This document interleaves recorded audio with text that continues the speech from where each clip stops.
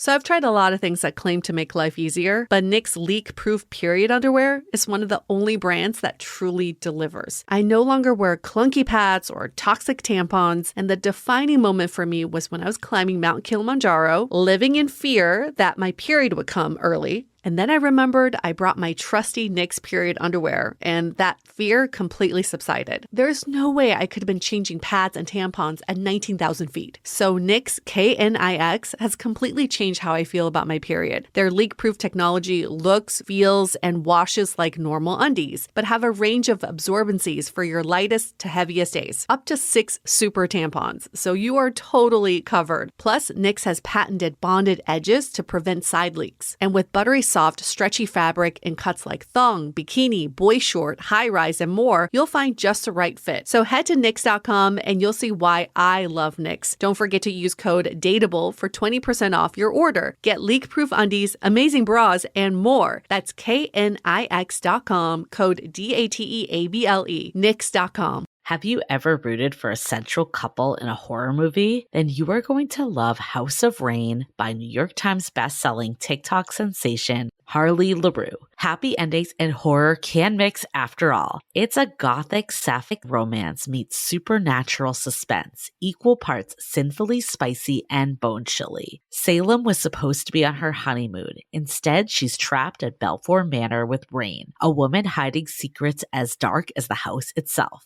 This book gets 4 out of 5 peppers for bringing the heat. If you're a fan of The House Across the Lake by Riley Sager or Verity by Colleen Hoover, this must-read thriller is for you. The book just sucks you in. I swear I even caught myself looking behind my shoulder once or twice because Harley LaRue builds this tension that just lingers. You can find House of Rain by Harley LaRue wherever books are sold in print and in ebook. The gorgeous deluxe hardcover first printing is only available for a limited time, so grab yours before they are gone. Hi, I'm Yui Shu. And I'm Julie Kraftchick. We're active daters turned dating insiders. Here to dive into everything modern dating and relationships. Welcome to Dateable.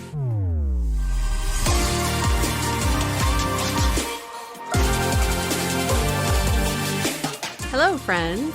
Welcome back to another episode of Dateable. Oh my gosh, so much has happened. So much. I feel like we've been gone for like weeks and weeks. We've kept the episodes running. I scheduled a ton of them in advance, which we don't typically do. Why? Because Julie was on her honeymoon. I was. And you were also traveling. Were you just like, well, you're going on your honeymoon. I might as well travel too. I went on my own honeymoon with my family. Tell us, I know I've heard a little bit about Greece, but tell everybody about Greece and how magical it was. It really is a magical place. And I mean, clearly it's like honeymoon central. Mm-hmm. What's funny about it is like, there were a couple times I tried to like slip in, it's like our honeymoon to see if like, I don't know, in like movies, they like make up the room with like rose petals and they like make a big deal about your honeymoon. So I was like, well, I'll just subtly drop it. Like, this is why we're here. And no one cared. And I think like we stayed at like nicer hotels too. Cause we're like, we want to splurge. And a lot of them just gave like welcome wine anyways. And I think they probably figure like everyone's there for something. Yeah. They're probably just inundated with honeymoons. Yeah. So I guess if you're looking for free shit on your honeymoon, don't go to Greece because it's like honeymoon capital. Go to like, I don't know, like Nashville or somewhere that's like not honeymoon capital. Or just be different. Just be like, I'm here not on my honeymoon. Yeah. They're like, let me decorate your room for you. Just stand out. But, also like from my photo, like it was just incredible. You had your Greece moment 2 years ago. Oh my God. Feels like last year, 2 years ago at this point. And I remember you were just like, okay, post breakup, it cured me. I went to Greece and one of my friends was like looking through like my photos and stuff. And she's like recently single and she's like, I think I need to do a Greece trip. I'm like, yes, I think you do. It heals all. I told her to reach out to you. She definitely should. It heals all. I mean, it's a great place, obviously, to celebrate your love and your marriage. It's also a great place to celebrate yourself. It's just a good reason. Just a great place. Yeah. I think, what I loved the most, I mean, the food was amazing, first of all. What was your favorite? So good. Oh, it's hard to pick one thing. The seafood. We tried the seafood was incredible. I had the best octopus of my entire life. Mm-hmm. It was like in vinegar, but it just hit so good. Mm. And then I was obsessed with these cheese pies. Did you have those when you were there? Cheese pies? I don't know. So they were in Milos, which was one of the islands. It was called Milos cheese pie, but I think other ones had them too. But we didn't see them as prominently other places. But they were just, literally dough with cheese in them. Stop. But not like a cheesecake. No, it was just like the right ratio. And it hit. Oh. So good. So good. I'm craving those. And yeah, I think what else was it? We had snails one night. Mm-hmm. We had sea urchin one night. Mm-hmm. I loved that dip. Oh my God. What is it? It's like tarma. Did you have that? Oh, yes. That stuff is delicious. It's hard to get here in the States because I guess it's people don't eat it here. It reminds me of chicken liver mousse. It's so decadent. Yeah. And they gave you way too much. And my husband, I'll call him that now. It's weird to say. Husband was like, I like this stuff, but not in the quantities that it's, it's I don't need a tub of it. And I'm like, just, bury me in this stuff. It's so good. I will bathe in this. It's this stuff is amazing. I'm like, if you're not going to eat it, I will. So yeah, I think food was amazing. We went to Milos, Sifnos, Santorini, and Athens. So we had a really good diversity of islands. I think our favorite was Milos. I told you this. The beaches there were just magnificent. We did a really fun boat tour. That was awesome. It just I love being in water, more than anything. And it was just we'd hit up 4 beaches a day. I'm this is heaven. And some beaches, we'd be the only ones there. And then others are tons of people. Mm-hmm. But we were semi-off season. So I'm glad we were there when we were, because I can't imagine it being busier than it was. It was a good amount. Yeah. And the weather was good. The weather was pretty good overall. It was definitely not super hot, but I can't do hot anymore. I just can't handle it. So for me, it was perfect. And I have I don't mind swimming and I don't know. I don't need the water to be super warm, but the ocean was actually pretty hot. Pools were a little cooler. I still did it, but there was a breaking point of how long I could be in there. And then you had a room that had a private hot tub. That was in Santorini, yeah. Okay, so Sifnos was a really, I'll touch on Sifnos and then I'll go to Santorini. Okay. So we did Milos for the longest time, 6 days. Mm-hmm. And that one, again, was our favorite. Sifnos was super cute. So we wanted to do, I guess, just to put in perspective, we wanted to do one of the super well-known places, the bucket list. You gotta go if you go to Greece, which is Santorini. It was Santorini or Mykonos, so we decided Santorini because we're not big partiers at this stage of our lives. Yeah.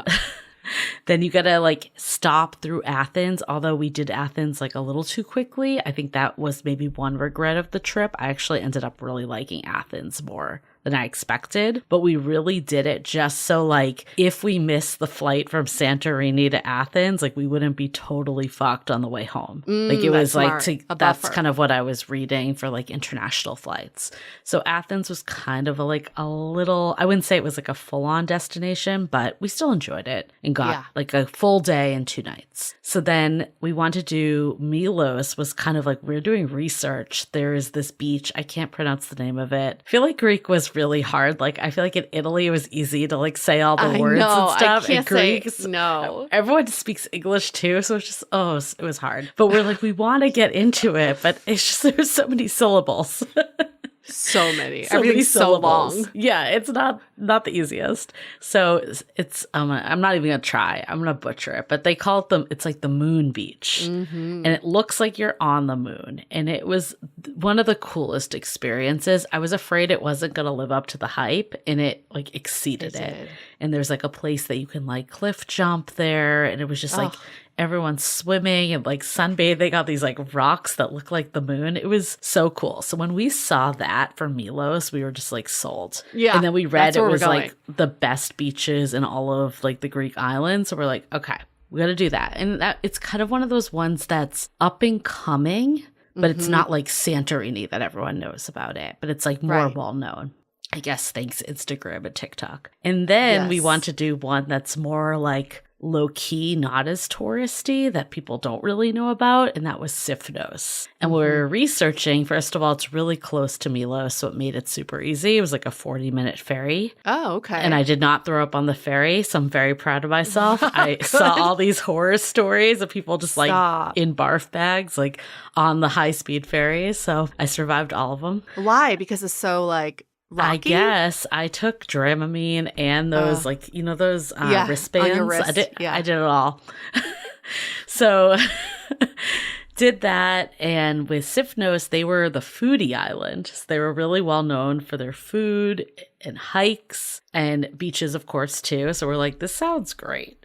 This sounds like us. So you too. Yeah. So it was really cool that we did a hike there that was beautiful out to this like monastery. The food was really good. The only thing about Sifnos that was hard, there were a couple things. This is why it didn't make it to my favorite. And I actually thought it was going to be my favorite of all. I think part of it was the weather we got. It was just that leg of the trip. Yeah. So it would have been like if it was in Milos, if we were there like 2 days later, it would have been the same. So it's not really like a dig on Sifnos. It was just a little harder. And honestly, the weather wasn't even bad. It's just they can't deal with any rain.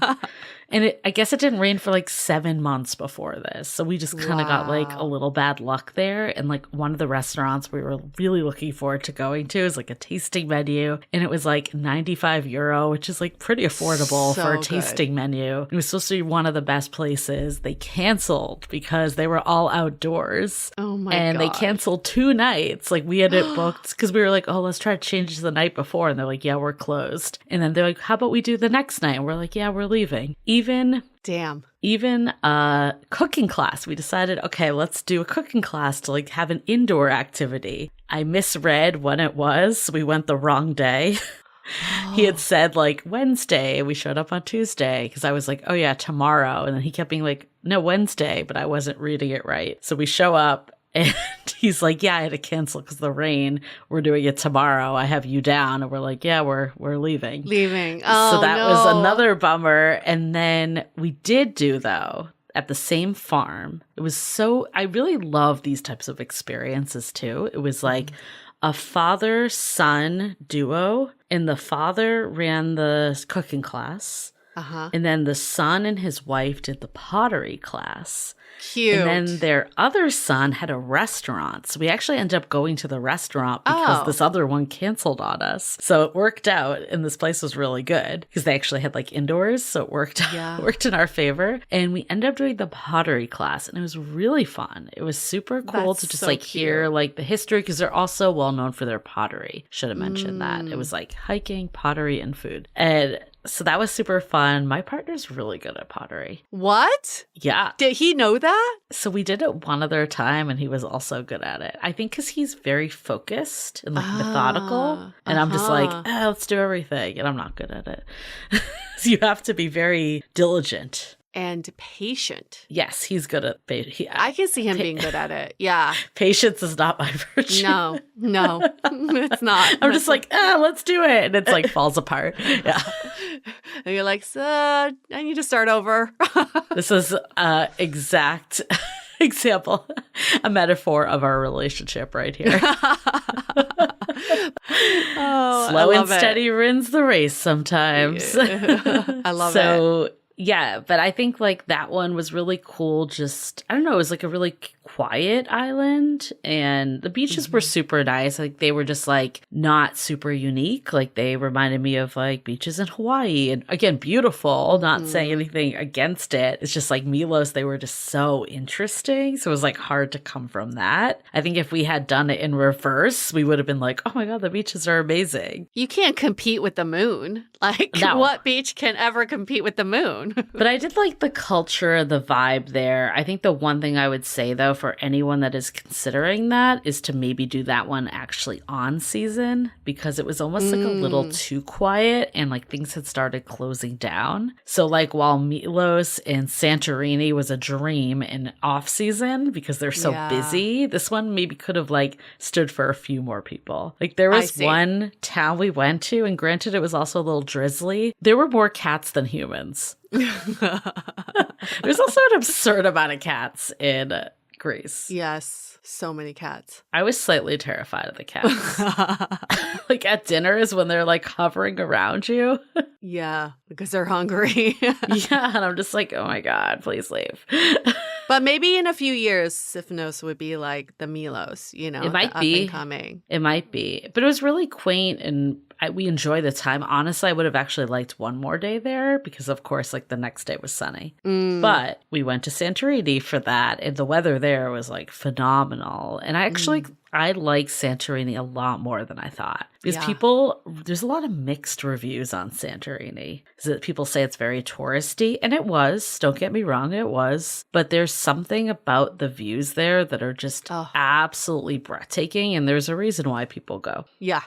Yeah, it's incredible. Off season was key there. That was a huge thing. I can't imagine being there in the peak. It'd be even worse than it was, but we stayed in Oya, which is like the main town. We did this Fira to Oya hike, which was like 6.5 miles. That was incredible. Also in peak season would be hot as fuck. So I'm glad we did it when we did it. Yep. Exactly. And it's nice to stay there a few days so you get to experience it. Like most people go for like a day or two and then they're out. And of course, all you're experiencing is just the crowds. Yeah. And we did a cooking class with a grandma. Oh, we found good. On you did Airbnb do a experiences. Class. Yeah. We ended up doing a really nice dinner. We did a tasting menu there. So we got it in. We changed things around a little. Yeah. It was really great. I love just being like in a private hot tub and just like, and again, like I think being off season, things were like a little less expensive than if you were to go peak time. I mean, that's your dream, is to have a private bathtub. Oh my God. Or I mean, hot tub. You have a private bathtub, but a private hot tub overlooking something. Yeah. It could have been like a little bigger. There was a time when the two of us were in there. We're like, okay, this is a little squishy. Okay, but still. It was still great. They brought like breakfast to your room. It was relaxing. Like I think that part of the trip was really nice that way. Yeah. So you got a little adventure, a little relaxation, a little good food. Yeah. Good history adventure. in Athens. I loved Athens. I wish I was there longer. Again, another place you hear such mixed on. Mm-hmm. But you loved it too. But it just really depends on what you like. I think that's why it's so hard reading travel reviews, because if someone doesn't like history, or they don't like big cities, or they don't like crowds, and they don't like urban areas, they're not going to like Athens. Right. That's so subjective. Yeah. Wow. I just gave like a very long debrief at the time. But it's so good. We were transported to your honeymoon with you. It's so magical. Like, would you go back to Greece? Oh, absolutely. Yeah. I mean, I might not go like in the coming years because there's so many places I want to go that I haven't been to, but I would recommend it in a heartbeat, and I would definitely go back if there was an opportunity. Yeah, definitely. So your honeymoon. My honeymoon with my family. It was so romantic. No, my parents are in China for 2 months, and I knew I was going to meet up with them because I hadn't seen my extended family in 2 years. We didn't go back last year. So I went to China. I stopped over in Shanghai for the Shanghai Masters tennis tournament. It was my first tournament, and it was so fun. I'd never been to one before, but it was like fucking hot. It was 95 degrees, like 100% humidity, people fainting left and right. Oh my God.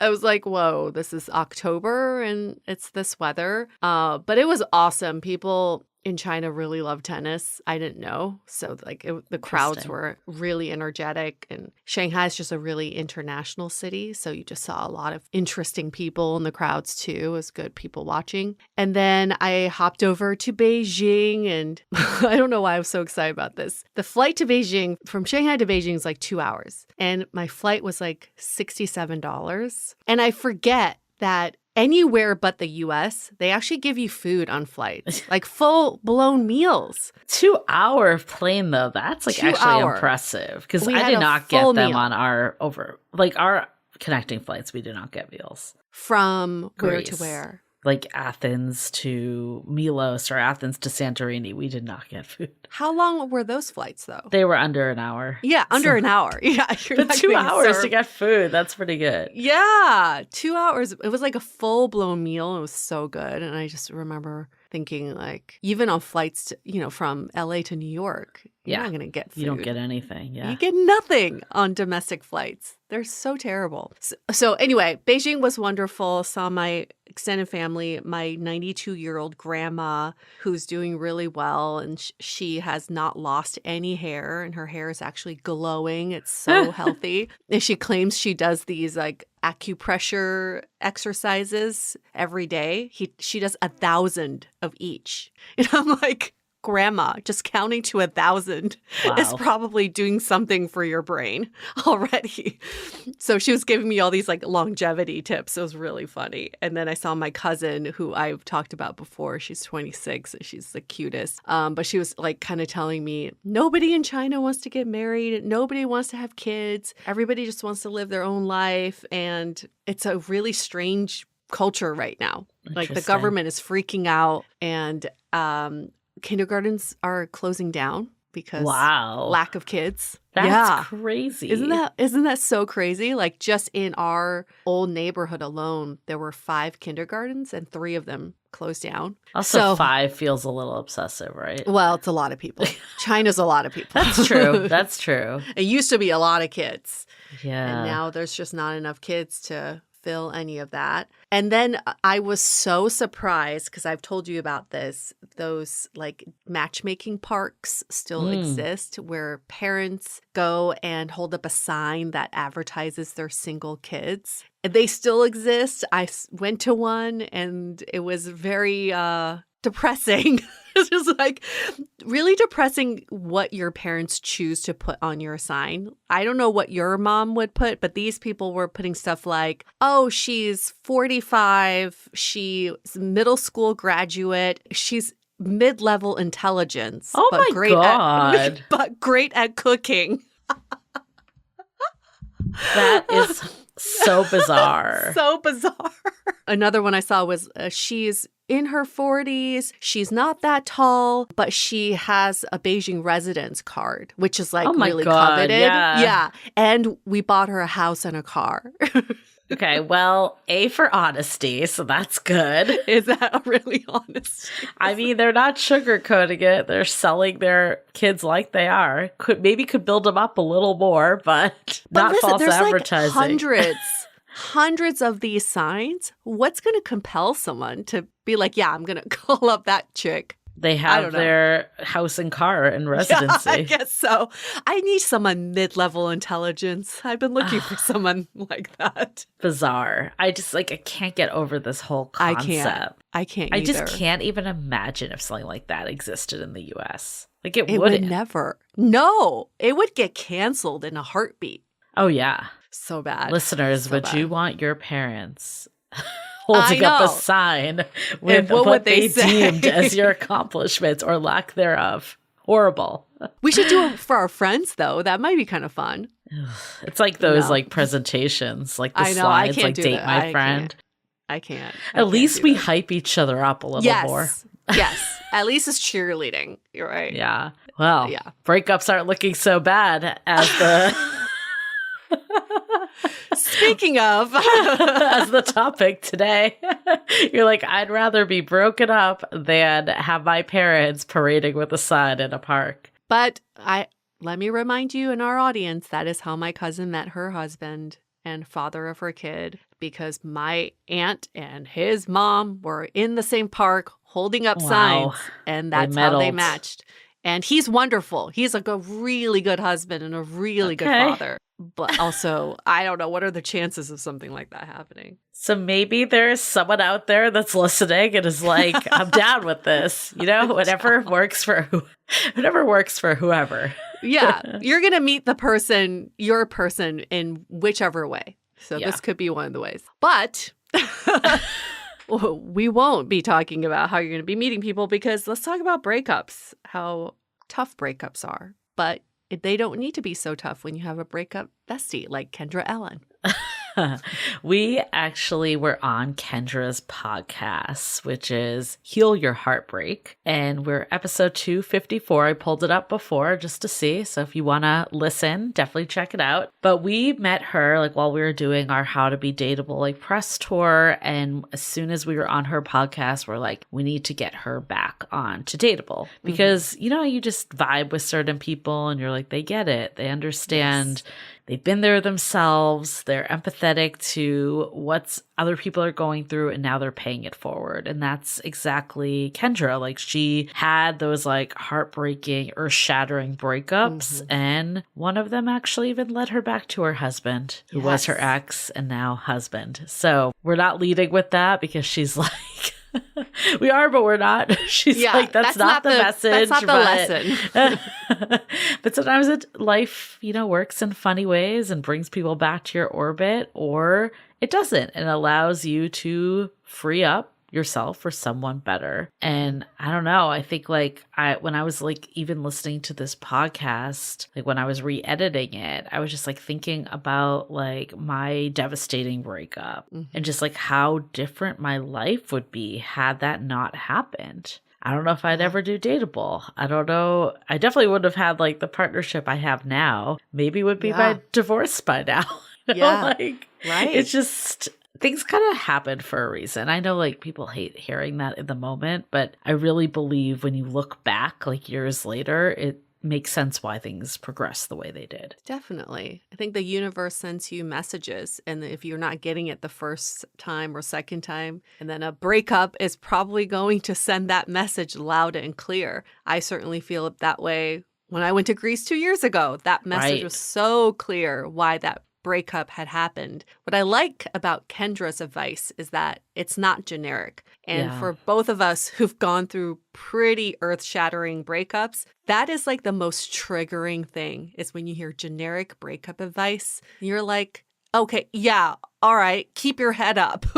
Tomorrow's another day. Only time will heal. You're like, okay, I've heard it all. But Kendra's been through it, and she doesn't just say, oh, it's going to get better with time. She actually takes you through step-by-step process of healing your heartbreak. Yeah, and a lot of it is little. I think one of the things she said that sat with me the most, it's not like one big thing you do. It's like a series of little events. But that also means that if you try dating again, for instance, and you realize that you are not ready to date again, it's okay. That one thing is not going to like set you back in your progress. Like you can always decide, okay, I'm going to wait and then go back in a couple months. Like nothing is kind of like forever with it. So I like the frame she had around breakups. So I think if you're in the thick of a breakup, if you're going through it, this episode is for you. Also recommend checking out some of our other breakup episodes. Like you can search on Spotify or Apple Podcasts for them because I feel like every perspective is slightly different. So it's definitely worth a binge if you're in it right this minute. Or if you're not and you just like hearing the banter, or you have a friend that's going through a breakup, or you want to get ahead of it in case this is to happen to you again, you'll find nuggets as well. I actually find that I like listening to breakup content when I'm out of a breakup because you've had some time away from it, and now you can digest and then kind of reevaluate what your actions were. So it's even if you're not going through one right now, it's probably worthwhile thinking about breakups that you've had. Totally. Or if you want to feel validated that you're no longer with that person. Yes. There you go. There you go. Yep. Okay. Another way to feel validated, but not fall into the validation trap. Go get our book. Yes, How to Be Dateable. Or listen to the audiobook. You know, the audiobook is killing it right now. People are loving the audiobook. I think I don't know, I haven't looked at our stats in a while, I'll be honest, but last time I looked, it was like the audiobook was climbing up there in terms of like people downloading it versus like buying the actual physical copy even. So yeah, audiobook, definitely pick it up. Or of course, if you're like me, you can see if you're on YouTube at all. I always have a stack of books, hardcovers in my bookshelf because I think they're also really good decorative items and they give your place character. So, not to be biased, but I think you need both. And then you should do the Kindle version too, just so you have the electronic copy when you can't listen to audio. Totally. Okay. Well, How to Be Dateable, you pick. It's your choice. howtobedateable.com.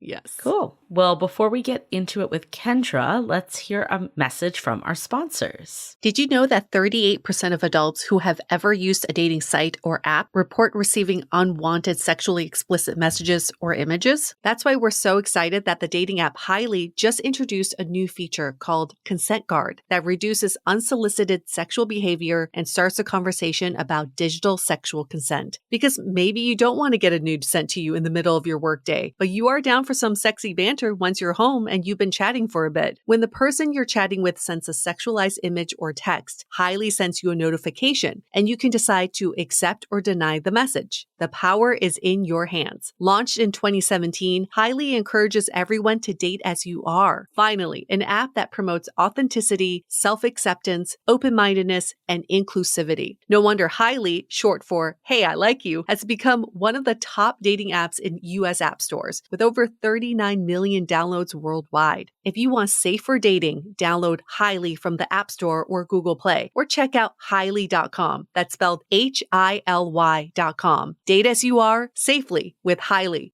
You guys know I'm all about clean eating, but I just learned about the hidden microplastics in my home. That's why I've made the switch to Blue Land across all the cleaning products around my house. Their products meet the highest standard of clean. They're effective, yet gentle on my family and the planet. Blue Land was also named an EPA Safer Choice Partner of the Year. From cleaning sprays and toilet bowl cleaner to dishwasher and laundry detergent tablets, Blue Land's formulas are 100% microplastic free, made with certified clean ingredients free from chlorine, bleach, and harsh chemicals that are safe to use around my household. I love not having to choose between the safe option and what actually gets my house clean. The dishwasher and laundry tablets are now staples in our home. Blue Land has a special offer for our listeners. Right now, get 15% off your first order by going to blueland.com/dateable. You won't want to miss this. blueland.com/dateable for 15% off. That's blueland.com/dateable to get 15% off.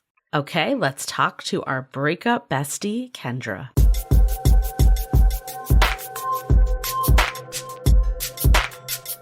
Breakups are never easy, but what if you had a bestie that helped you through every breakup?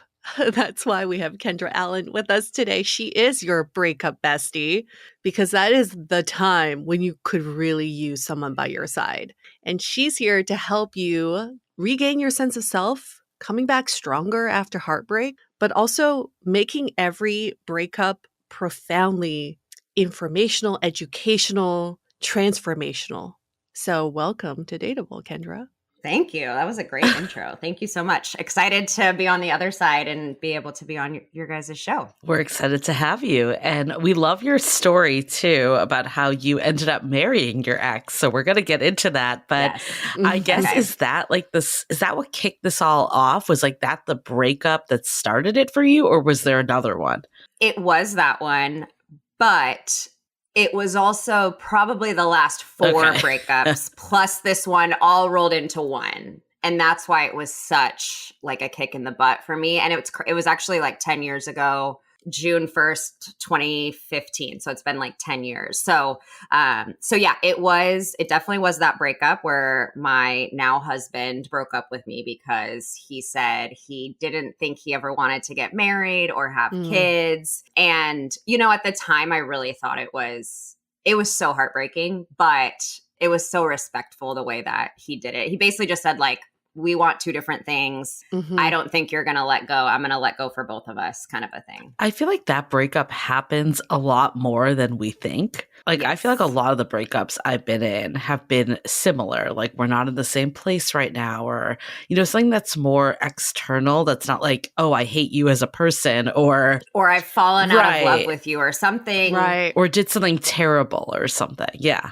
Yeah, and it's interesting because I think a lot of people, when I'm talking to them, they'll say, my ex said, I can't give you what you want. And that does feel very unfair in the moment because it's like, how are you to know what I need right now? Like, I should be the one making the call, but I do think a lot of us won't make the call. No. So I do think, I know people can get frustrated by hearing, I can't give you what you want. But if you really look at it, they probably can't give you what you want. And you're either going to stay in a relationship not getting what you want and end up resentful, or it's going to end down the road at some point anyway. So was that one of the key learnings you had from this breakup? Any other? Oh, I mean, there were so many. I wouldn't even say that was a key learning necessarily. I think that was probably something that came a lot later where I was able to be thankful for the way that he ended things. And a big thing with no contact, that was the breakup where no contact became one of my core beliefs because it was the first time I actually had done it. And it's no coincidence that I'm saying that I was processing the last 4 breakups all in one because I had stayed in contact with like every other ex before that. And I had never fully like integrated those. And I remember being very resentful at him that he was not reaching out and asking how I was doing. Right. And later it was like, oh, that was actually the nicest thing you could have done for me. So that's what I tell people. They're like, my ex blocked me. They're not reaching out. I'm like, good. Like, you will thank them someday. I promise you. So there was a lot of learnings. No contact was definitely one. Learning how to be by myself was a big one. Learning how to commitment was always a big thread for me. I loved my therapist will call it the conquest of turning someone who doesn't want a relationship into a relationship person. Oh my God, I was the same way. Love the project. Love the project, the conquest. Like, oh, if I can change you, that means I don't know, a good worthy enough of something. So having to realize I am commitment worthy and I don't need to change anyone to make me feel worthy. That was another big lesson that I learned. So it was, I started asking people, hey, what are you looking for in relationships? And if they're like, I don't want a relationship, it was like, okay, bye. That's a goodbye for me, So a lot of those kinds of things that were learned over the course of the next, year mainly. But then, I think you're always learning things looking back on past breakups. I feel like I had a very similar story to you in the sense that like I always went for these people that like weren't fully in, or like they said they didn't want a relationship right now or they couldn't fully give. And I was like, I'll change them. And what you said earlier of it was like the 4 compounded, that really hit because I think that's what happened with my big breakup was like, I heard again, like, oh, I can't give you what you're looking for. Like, we can't end this. And I think my first initial thought when that happened was like, I can't believe this is happening again. Like, I thought this was different and it's happening again. Can you talk more about just like, I don't know, we like all the cuts that kind of like lead into like that larger one? Yeah, I firmly believe that we will learn the same lesson over and over again, usually with different names, or sometimes it's the same until we really learn it. I don't think it's a rare experience that you think, oh my gosh, this is happening again. Why is this happening again? And I think a lot of the time we think that self-knowledge is going to be the thing that prevents it. Like, oh, I go after people who are not open for commitment. But I don't think knowledge, it's a good first step, but I don't think it's something that will make any lasting changes until you actually address why that's happening and change like the underlying values and beliefs around it. So I think that's very common that people will, date the same person with a different name until they learn what is it with me? And it's not like a blame game kind of thing, but what is it with me that's causing me to go after these particular people or accept a particular behavior within relationships? And that's when we get to start seeing changes. So I think the big breakups, I actually just did an episode on this of the power of rock bottom. I think it's so powerful. The point where you're like, I give up. I don't know what I'm doing. I need help. This is so painful. That's when we start actually, and it doesn't mean you're going to go out and find the person you're going to marry next, but at least you're changing course, Well, we find with so many people going through breakups is they say, well, do I need to hit a rock bottom for this message to hit? And I've often toyed with that question as well. It's like, do we all need to go through something really bad for us to actually digest what we're supposed to learn? It's such a good question. And I don't know. I love the quote of like rock bottoms when you stop digging. I think we can all determine what our rock bottom is going to be, like what our turning point necessarily is going to be.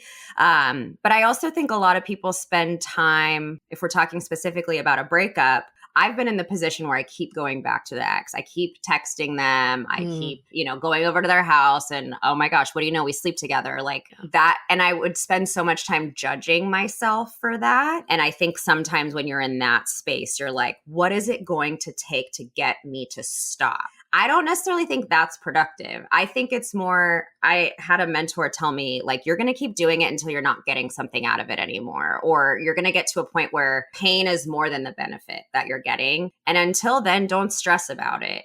Don't judge yourself for it. Because honestly, that's probably going to keep you in that behavior longer. So I think sometimes we have to just let ourselves fall to the point where we're open to other ideas instead of being like, I can't believe I'm answering this call. I can't believe I'm driving to their house right now because, you're still doing it. Judgment on top of that's not going to help. No. It's just going to make you feel worse. So we've had a few episodes that we've recorded recently that both people went to SLAA, which is Sex and Love Addicts Anonymous. And I think like when you hear this, at least my old perception was like more sex addiction or like love addiction. Yes. I don't know. Like I think some of the things that I think one of our guests talked about of why she went, I was like, a lot of people actually probably could be in this boat of like feeling consumed by dating and love and relationships. And, when you don't get that text back, your whole like world gets off kilter or you just can't function after that breakup. Have you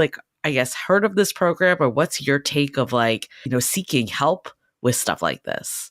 I think it's beautiful. I have had a few friends go through SLAA. There's also Codependence Anonymous. Okay. I've had friends that it has absolutely dramatically changed the way that they go through. I have a background in AA, so I'm very familiar with the 12 steps. And I think it's incredible. I think the more we can tie breakups to overcoming an addiction, the more successful everyone's going to be and the more validated people are going to feel because it is so similar. And, any kind of anonymous program is going to be rooted in the 12 steps, which is exactly what helps someone get over alcohol or drugs. So I think it's amazing. And I have seen it work wonders for people. But I think it's important to make that distinction. I used to think of it too as like, oh my gosh, it's just a bunch of sex addicts going into this thing. But so much of it is the obsession with the fantasy of finding a relationship. This is going to fix everything.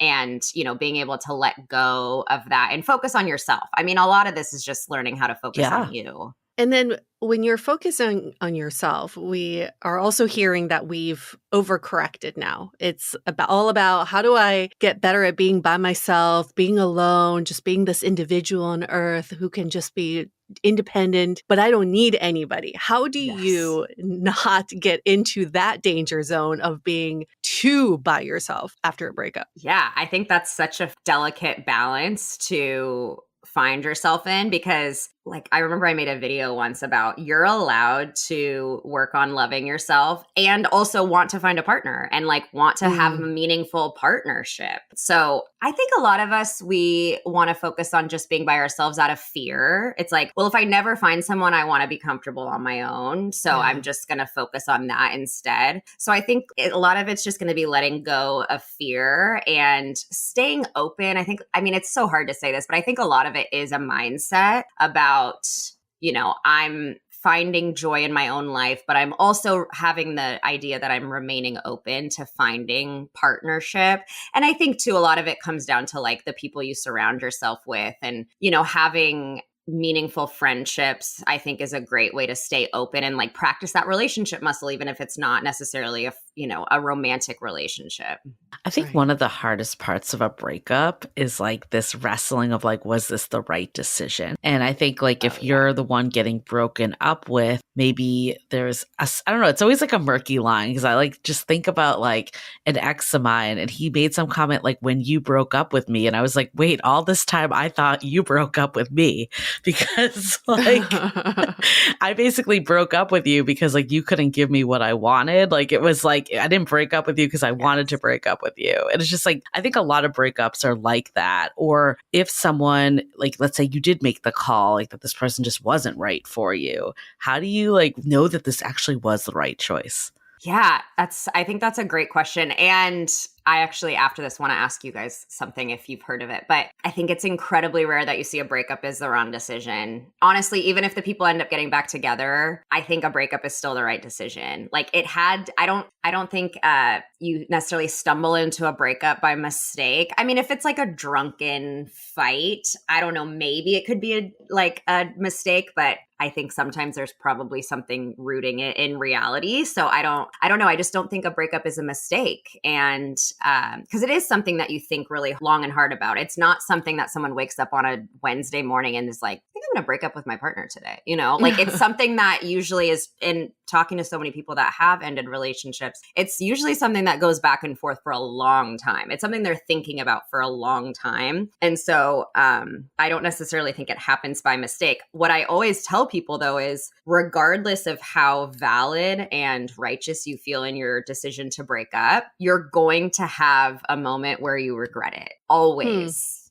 I mean, almost always. Just, I tell people that to know, like, if that comes up, don't panic. It doesn't mean you made a mistake. It probably just means that, one, you're missing the person, which you're allowed to miss them. You're allowed to grieve and be sad, even if you're the one that ended a relationship. And just know that you need to like wait a little bit before I think a lot of people act out of impulse. And I share this story. Actually, my husband, he was in a relationship for a really long time before me. He ended things with her. And I think a couple weeks later, he was driving and had like a moment of really, really missing her. And he called her and said like, I miss you so much. And the next day he woke up and he was like, oh my God, I made this was not the right decision. And now I have to do this all over again, So it's like, and he's like, now I have to do this to her again, to myself again. So just know that it's very normal to have a moment where you regret the breakup, even if you feel very strong in your reasoning. Well, speaking of your husband, you did go through a breakup and then got back together. Now you're married. Yeah. So how do you justify that breakup was the right decision? Yeah. Even though you got back together. It's so funny. We were just over the 4th of July, we were with like his best friend and his family who, they've always been really close within our relationship. And we were talking about, and my husband's friend said, I remember after you broke up with Kendra, like being so upset at you and like telling you how upset I was at you. And we were all just saying how we really don't think we would be at this place had that breakup not happened. Like I think it really needed to happen for a multitude of reasons.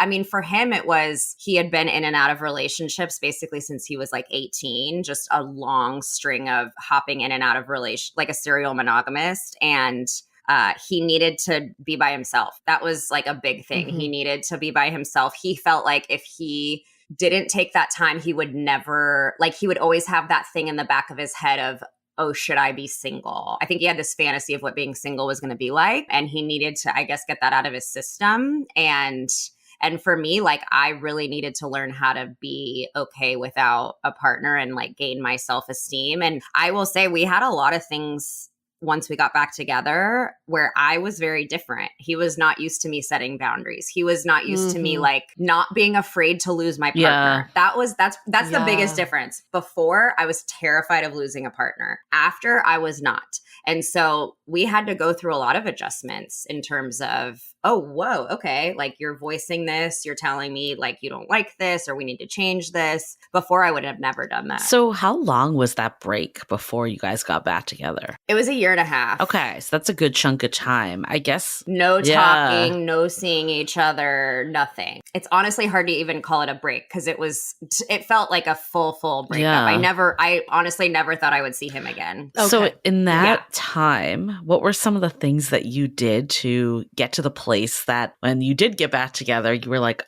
Yeah. can set boundaries. I'm fine if this doesn't work out. I think, and I tell this to people, I think the power of going through a breakup and surviving it is knowing I've done this before, I can do it again. So that's kind of the thing that got rid of like my fear of going through another breakup was like, okay, I went through this like sobbing on the floor, curled up in the fetal position breakup. And now I'm totally okay.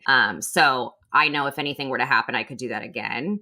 And then, I mean, I did a lot of, it's, cliche, but journaling. I went to therapy. I really, really deepened my female friendships. That was such a big healing thing for me to learn how to exist within those relationships. And I really dove into like my whole relationship past, I would say. I did a lot of writing I actually went through the 12 steps on Luke. So I went through all the steps on him, which was very powerful. And yeah, just a lot of internal work. And I remember having weekends where I didn't have plans and being so sad and feeling like the world was going to end if I was going to be by myself and kind of getting through a lot of things that I thought were really scary and ended up being okay. And I think that's how we gain that self-esteem is realizing like, okay, this is scary. I'm going to do it anyway. And on the other side, I'm going to feel more confident just in general. And did you get back into the dating scene?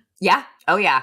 I think like 9 months in, I started going on dates, which again was like, it felt, and this is what I tell people too. I firmly believe in dating before you're fully ready because I think it's like, I think it shines the light on things that maybe you didn't realize were there. I think we can, kind of hide in our little cave and do all of our healing, but we're not really sure how it's going to work until we put it into practice. So I really felt dating was like this kind of practice lab for me, I guess, to have these kind of harder conversations because I remember having, first, second date, difficult conversations of like, hey, I don't drink. That used to be something I was scared to say because I was like, oh, I want them to like me before they realize that. And I was like, no, I'm going to have this conversation right off the bat. And that got rid of I remember a guy's like, oh, I can't date someone like that. And I'm like, okay, cool. Like, that's okay. Yeah. And then have like practicing those conversations of, oh, are you open to marriage? Are you open to having kids? Where that would not have come out of my mouth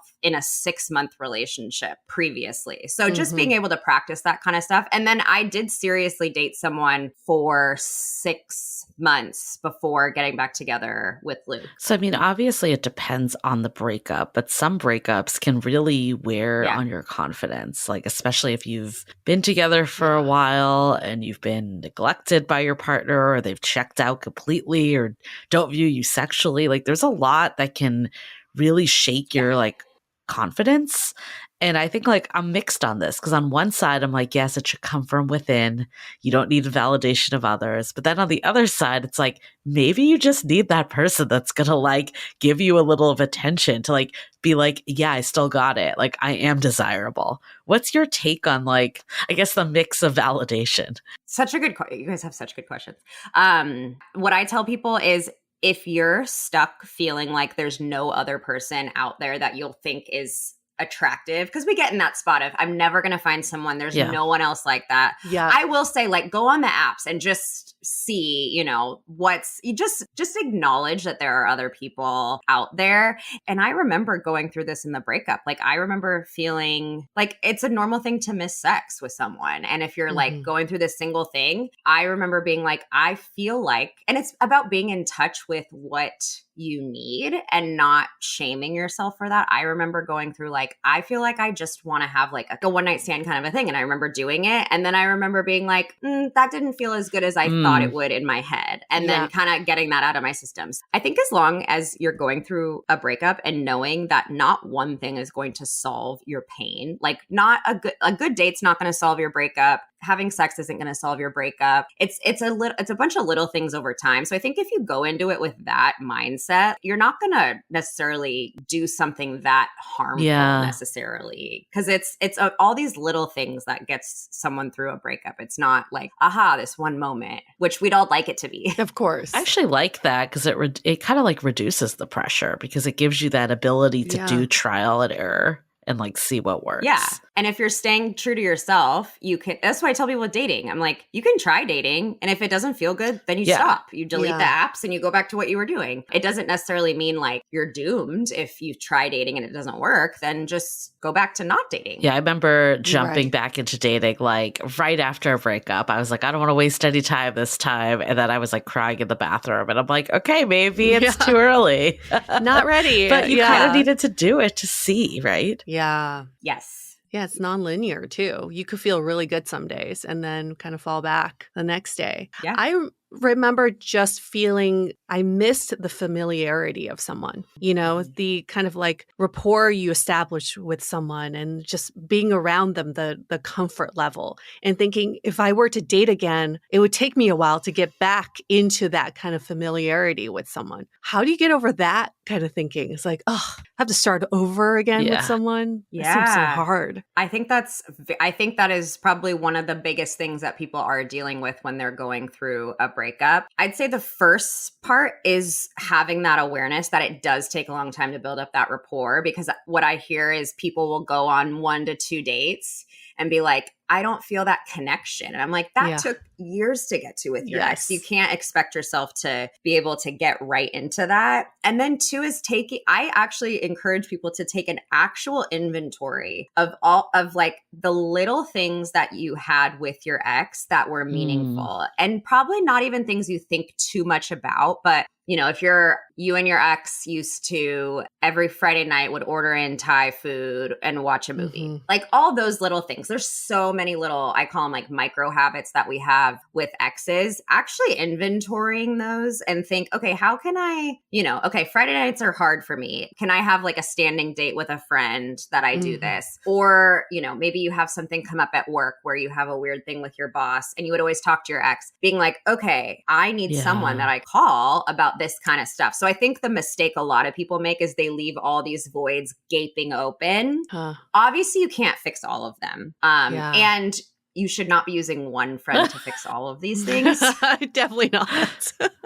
But just having like, okay, these are all the little things that I'm missing in my life. Is there anything I can do to fill these in the meantime? And 2, that way, when you start dating, it's not like you're going to expect someone to just fill all these things right away. It's like, okay, I talked to Michelle about my work issues. So then when I'm dating someone new, I can like slowly start integrating that. But I do think it's important to look at all of those little things that are missing. That's a really good idea. I never thought about it that way, but I do think that's like when people get overwhelmed because you're like, all of a sudden it feels like I have no one. But if you get ahead of it, that's so smart. I think another thing when I was like deep in Googling breakups, like when I was going through it, something I found was like, I mean, of course you miss the person. I don't want to like minimize them completely, but a big piece of it was like, sometimes it's more about how you felt around the person, like that you felt like a good version of yourself. That's what you're missing. So can you find other people that bring out that same side? Or even just remembering, it was empowering for me to be like, actually, that's within me anyways. Like that's not the other person. Like I can find that with someone else. Yes. Like, are there any other, I guess, hacks? I know you did a whole episode on hacks. Like, is there anything else that like people can do to like get in the right mindset, or even like what you were talking about earlier, like actually like physical things that we can do?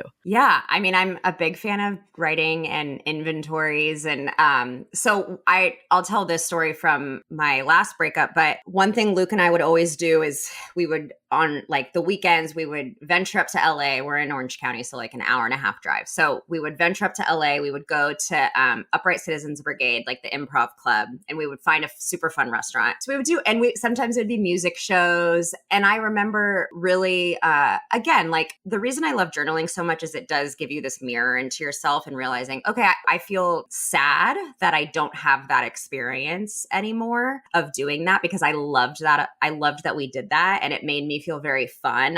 I wasn't normally like a go out and adventure kind of person before that. And so I remember texting some friends and being like, would anyone be open to going to Upright Citizens Brigade? I'll pick a restaurant. So I was like, I'm going to do this. And it was so fun. And we started doing that a lot. Like that was like, and my friends appreciated it too. Everyone loves a plan. Like everyone loves to have a planner in their group, you know?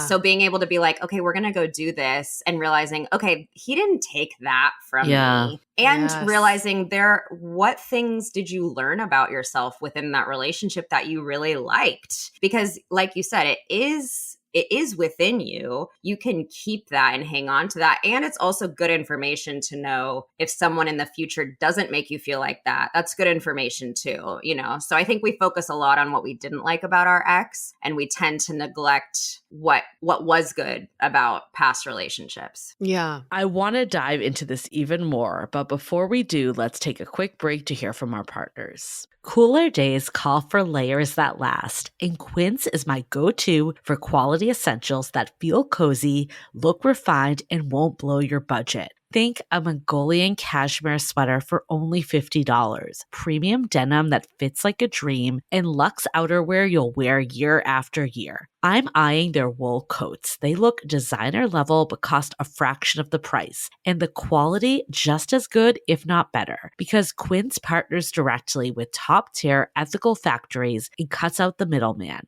I recently went on quite the Quince haul, getting a tan cashmere sweater and silk skirt I plan on wearing to Thanksgiving. Find your fall staples at Quince. Go to quince.com/dateable for free shipping on your order and 365-day returns. Now available in Canada too. That's QUINCE.com/dateable to get free shipping and 365-day returns. Quince.com/dateable. What's the one thing about your health you wish someone had told you years ago? Well, for me, it's how important the gut is. Truly, the gut is the foundation of overall health and vitality. It's not just about digestion.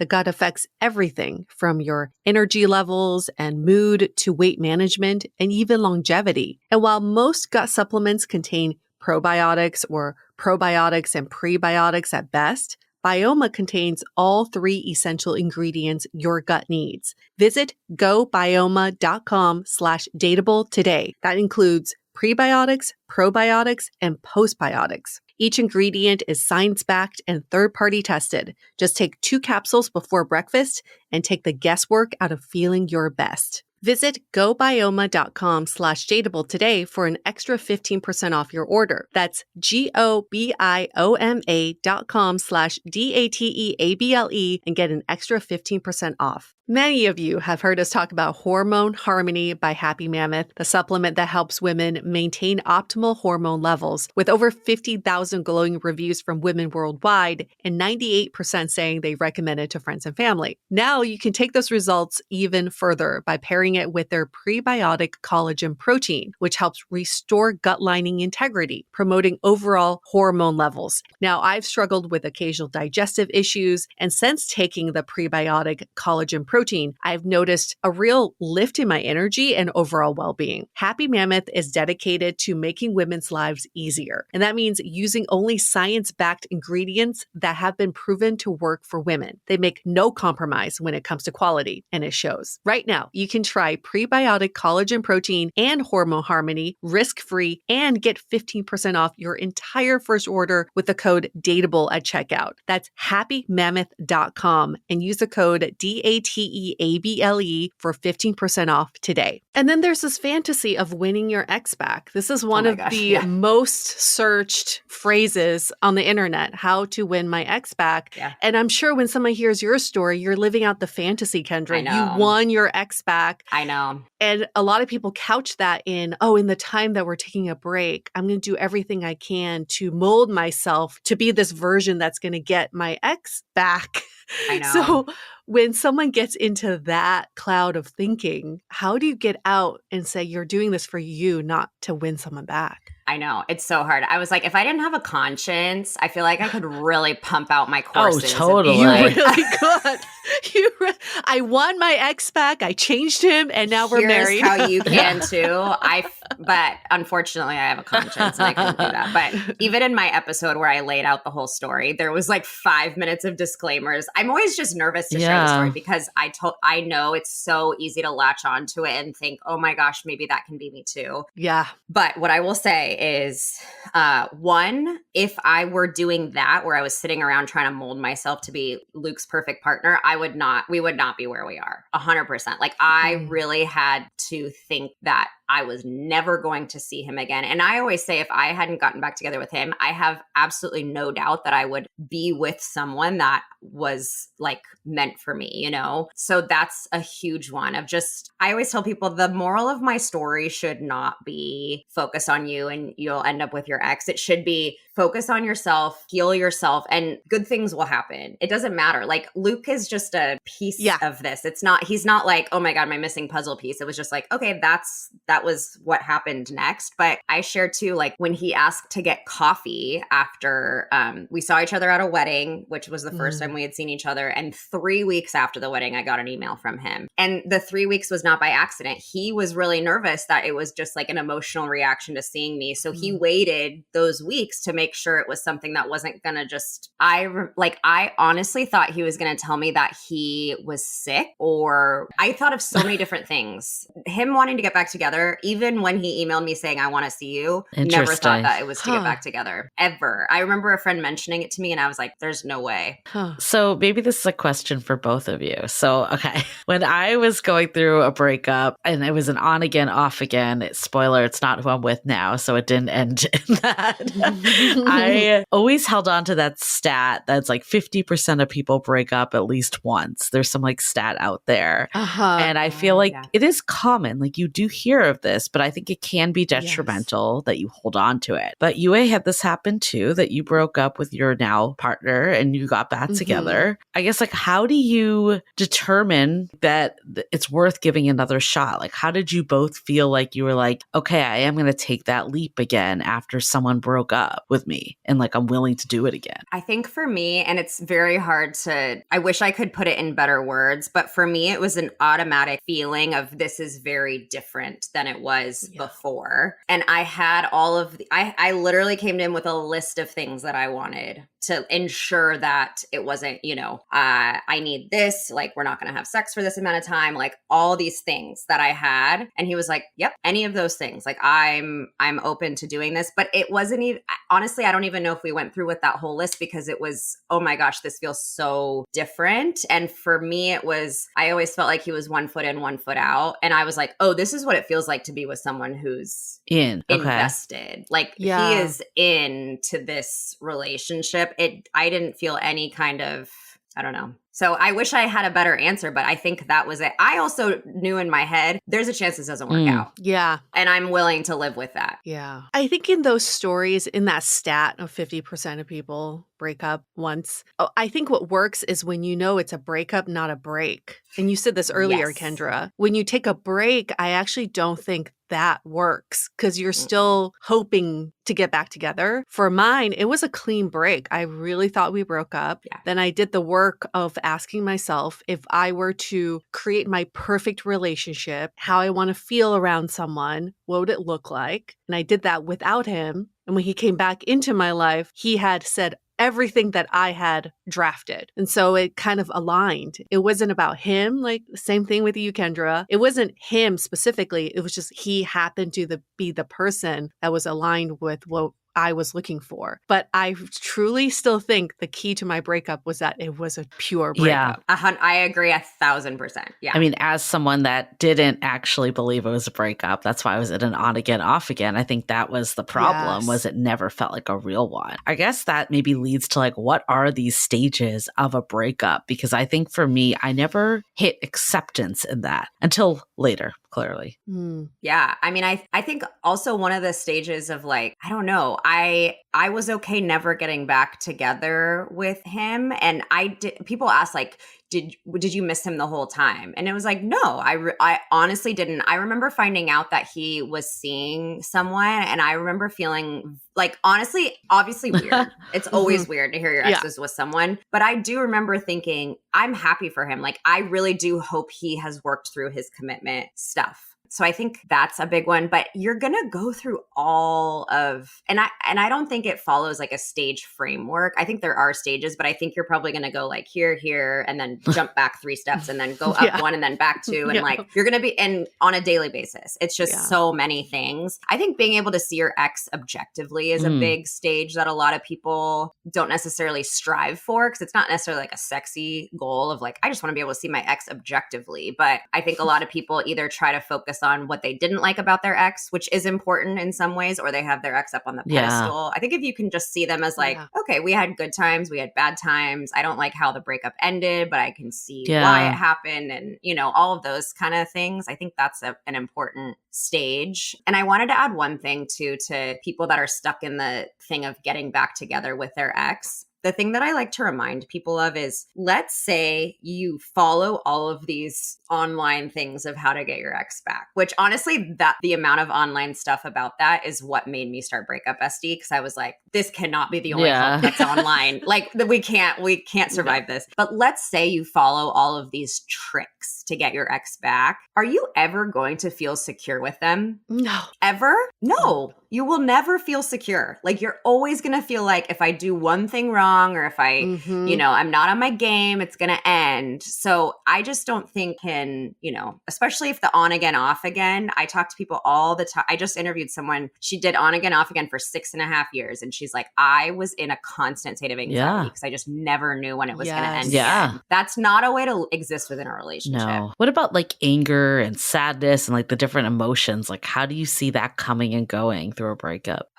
I think they're all very important. I know for me, anger was a tough one. I just grew up in a house where like being angry wasn't productive, I guess. But anger was very important for me. And I tell people like, I think sometimes people are like, I wish I could be angry at my ex. Because it's sometimes, like we talked about, sometimes it's just a very like sad thing when 2 people just don't work out. That's most breakups is where it's just like, okay, this just isn't working. And it's just very sad. And you wish you could have a reason. Like, I wish they cheated on me because that way I would have something to like focus my anger on. Sometimes you can just be angry that it happened. Yeah. Like, it doesn't necessarily have to be directed at your ex. It could just be, I'm just mad at the universe or God or whatever it is. Like, I'm just mad this happened to me. And that's okay to latch on to. But I do think it's important to go through all of those feelings and not feel a stress to go through them in a particular order. I hear from people that say first 2 months they felt okay after the breakup, and at month 6 they were like on their knees in pain, so sad. And I'm like, that's fine. That's normal. You know, I think just knowing, not blocking any emotions, but just knowing your brain's a very powerful thing. And sometimes it shields you from really painful things in the beginning. And sometimes we don't have things come up until we're ready to actually deal with them.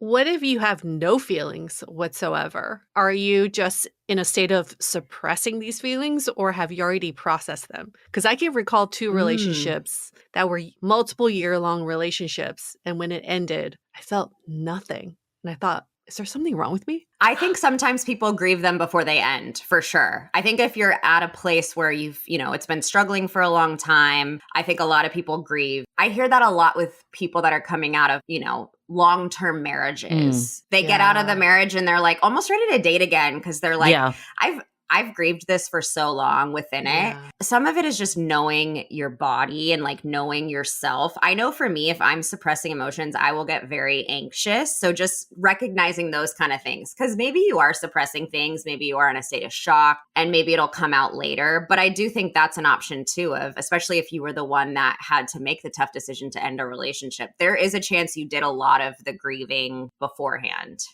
I think sometimes the ones that can be really hard are when you're taken off guard completely. Like when you feel like, I don't know, at least in my experience, I think those have been the harder ones. The worst. Yeah, like why do you think sometimes even like a situationship or something that wasn't even fully developed can be harder than ending like a years long relationship? Yeah, I just think there's no time, like there really is no time frame of, you know, we all want to follow like the Sex and the City thing of like half the time you were together or whatever. I think that's the rule that I hear about people say. But this is actually brings me back to the thing that I wanted to ask you earlier. Have you guys been hearing about this term people are using now called a discard? No. Mm-mm. Okay.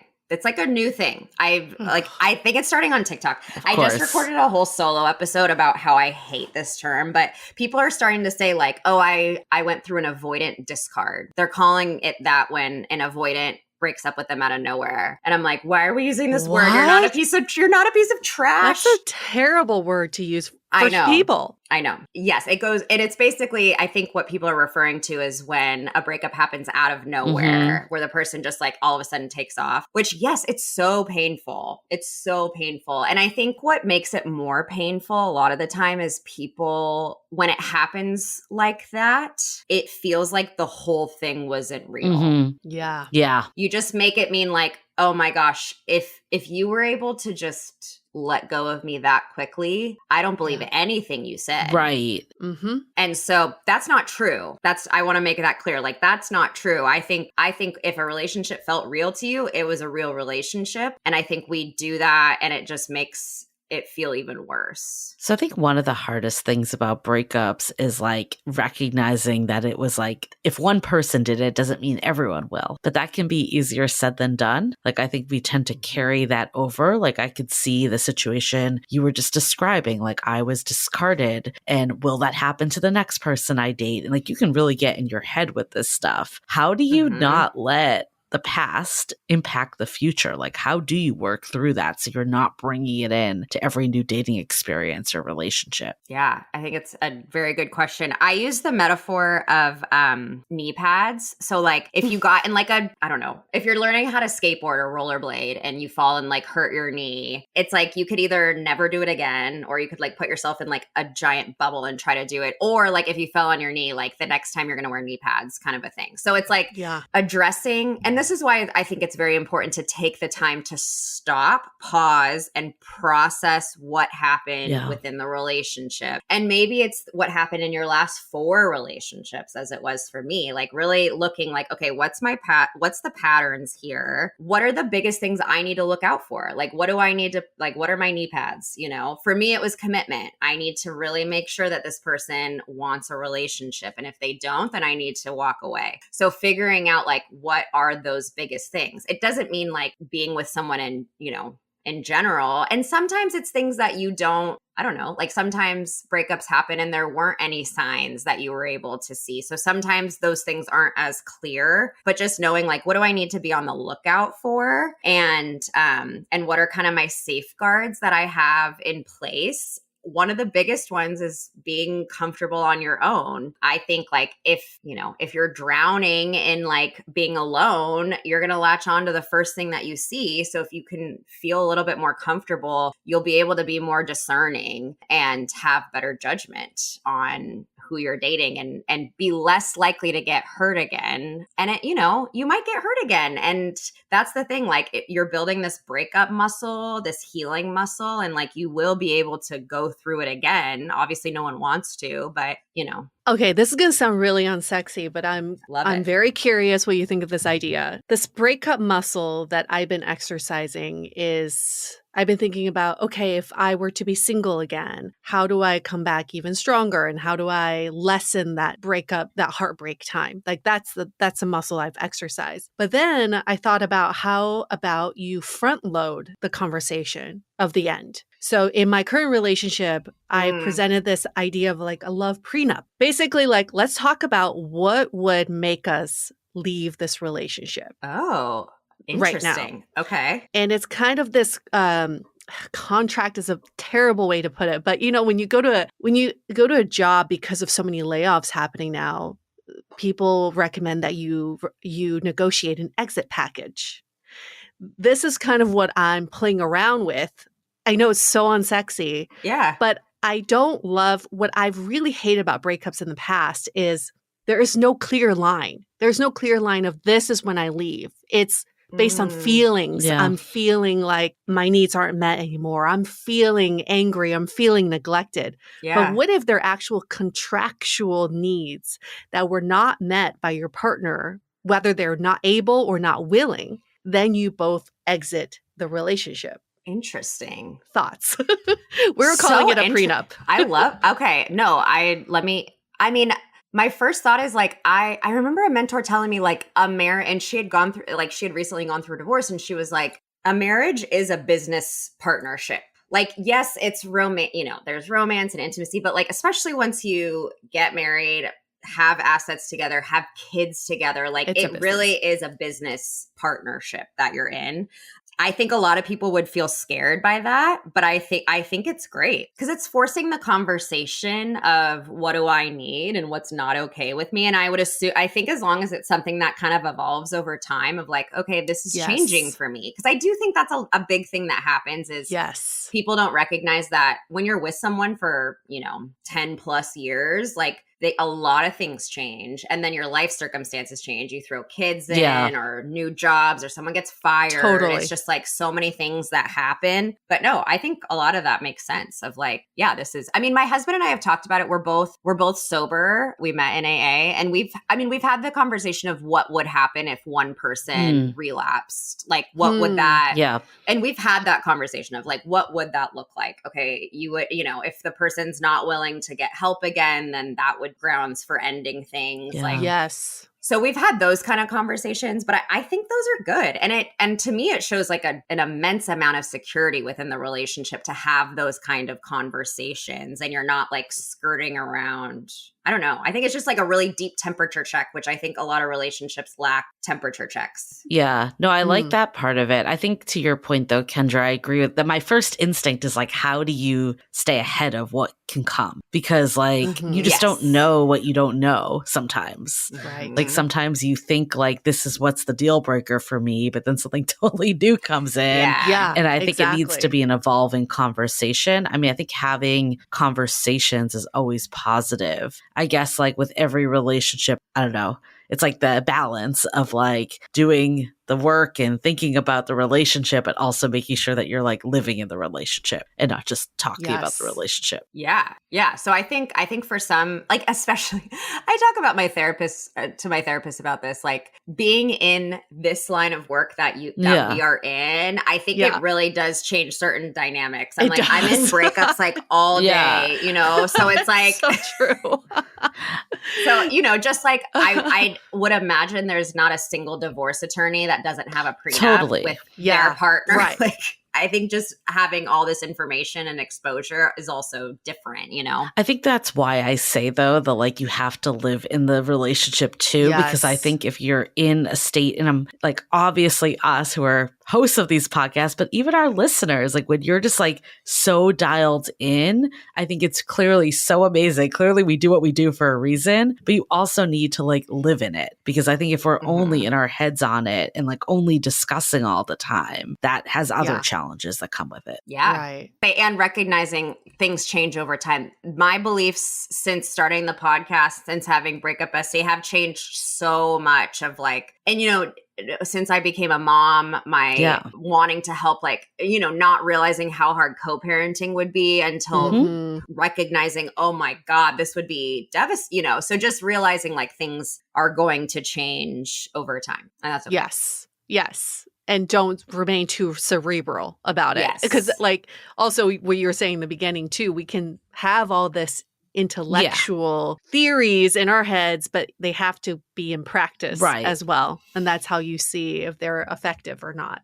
Yeah. So really, really good reminder of that balance. Yeah. I guess for someone that's in the thick of it right now, that's really going through it, what's some words of encouragement you would leave them? I mean, my favorite thing is this too shall pass. Just just remembering that you're not going to feel like this forever. Like, you're going to be okay. No matter what the outcome of this breakup is, like, you will not feel like this forever. That's just, I don't know. I just think it's so simple and so important to remember. And I also like to remind people that they can, if they feel hopeless, they can borrow hope from other people. Like, if you have a friend and just say, like, can you tell me I'm going to be okay? Yeah.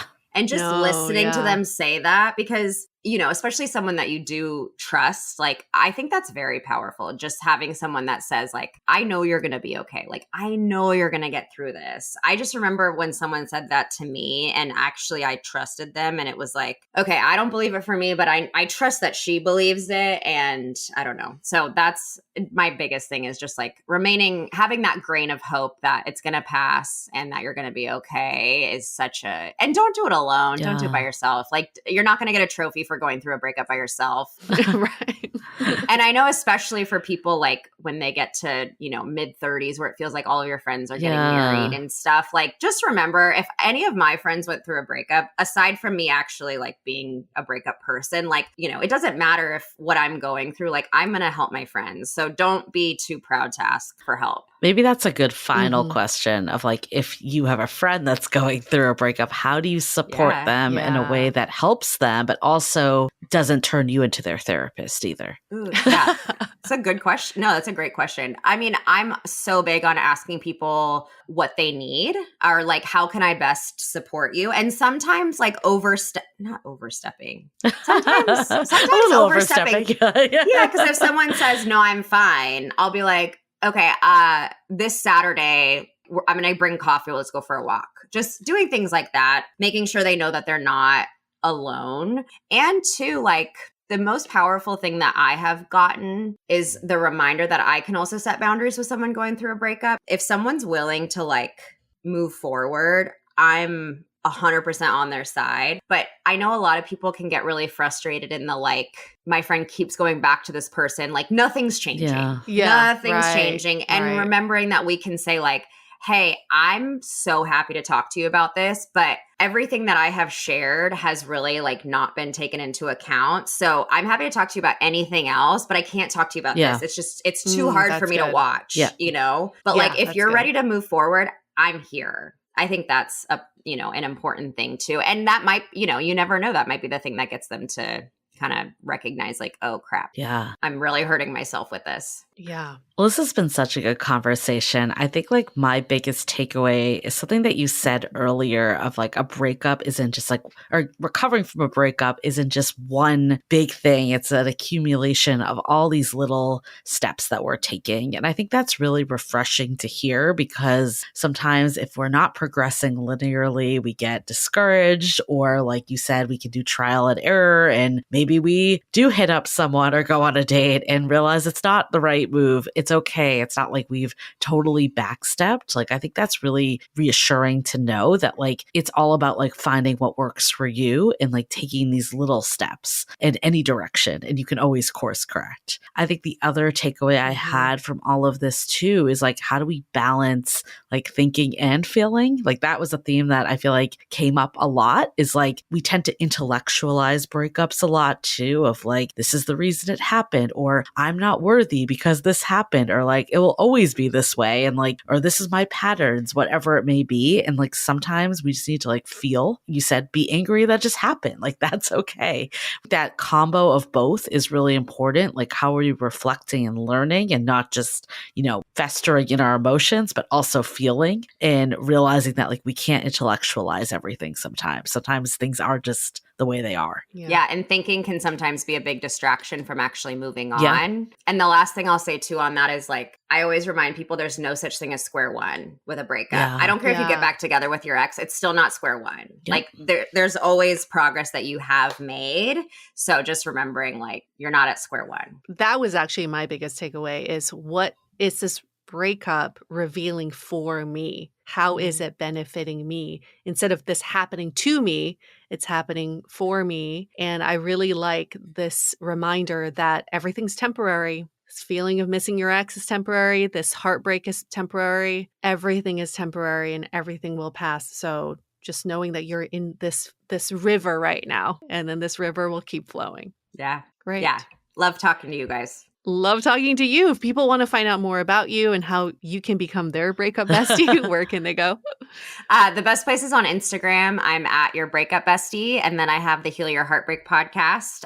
Definitely listen to Julie and Yue's episode 2 if you haven't already. Yes, that comes out every Tuesday. And then my website's breakupbestie.com. Love it. And we will link in the show notes. Thank you so much, Kendra. And we're going to wrap up this episode. Stay dateable.